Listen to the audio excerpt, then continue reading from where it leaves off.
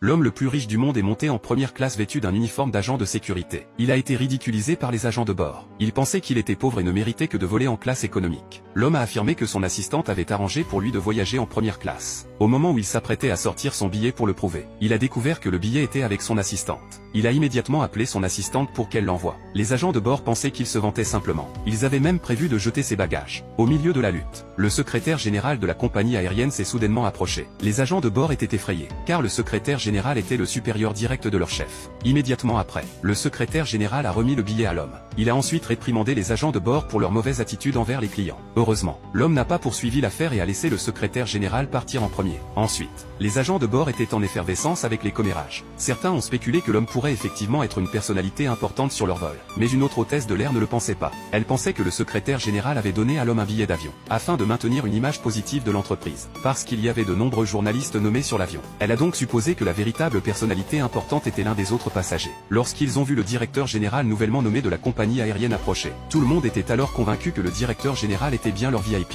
Après le décollage de l'avion, le directeur général a regardé avec convoitise l'hôtesse de l'air en chef. Puis il a demandé à son assistante d'appeler l'hôtesse de l'air en chef pour le servir. Il a faussement affirmé que sa ceinture de sécurité était lâche, et a demandé à l'hôtesse de l'air en chef de l'aider à attacher sa ceinture. L'homme a vu que son véritable but était de la harceler, et est immédiatement intervenu pour l'arrêter. Le directeur général a maudit l'homme avec colère, puis lui a donné 50 000 € et lui a dit d'aller en classe économique.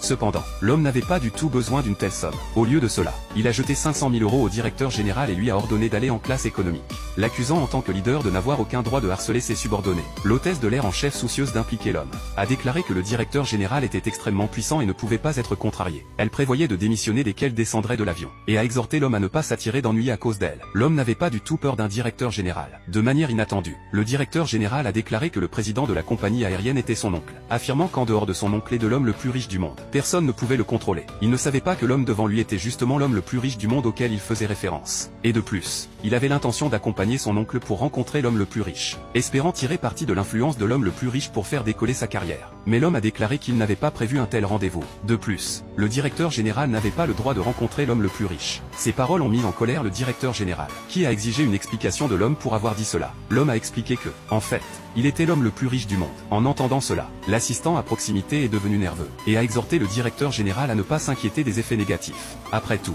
c'était son premier vol depuis sa nomination. Et si cette affaire venait à se savoir, cela aurait un impact préjudiciable sur eux. Le directeur général n'avait pas du tout peur, insistant sur le fait que le président était son oncle, et déclarant que personne n'oserait répandre des nouvelles à son sujet. Puis il a tenté de continuer à importuner l'hôtesse de l'air en chef. Mais l'homme est immédiatement intervenu pour l'arrêter, accusant le directeur général de harceler publiquement des subordonnés et insistant sur le fait qu'il devrait être licencié. Le directeur général ne croyait pas que l'homme était capable d'une telle chose. De manière inattendue, l'homme a simplement passé un coup de téléphone, et le téléphone a sonné la seconde suivante. Le service des ressources humaines de la compagnie aérienne a licencié le directeur général. Pourtant il ne pouvait toujours pas croire que c'était réel, pensant que l'homme collaborait avec des arnaqueurs téléphoniques pour l'intimider. Soudain, l'avion a été frappé par de fortes turbulences, et tout le monde dans la cabine a été secoué. L'hôtesse de l'air en chef, incapable de garder l'équilibre, a fini dans les bras de l'homme. À ce moment-là, ils se sont regardés dans les yeux et ont ressenti de l'amour. En raison de l'impact de l'orage, l'avion n'a pas pu atteindre sa destination. Alors le capitaine a décidé de faire un atterrissage d'urgence. Mais il n'y avait pas d'aéroport disponible pour atterrir. En apprenant cela, tout le monde était rempli de terreur,